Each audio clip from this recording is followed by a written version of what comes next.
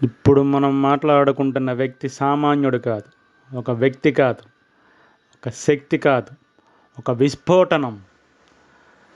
తన ఆత్మవిశ్వాసమే తన నడకగా, అతని ఆవేశమే తన ఆయుధంగా, అతని నిజాయితీయే తన సంపదగా సాగిపోతున్న అసామాన్య వ్యక్తి.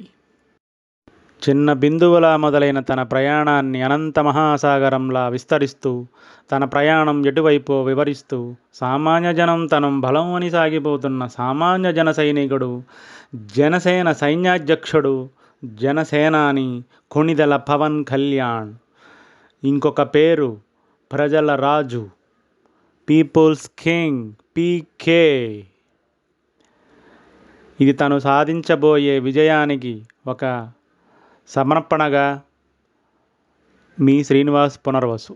నేను ఇతనికి అభిమానిని కాదు, అంతకు మించి.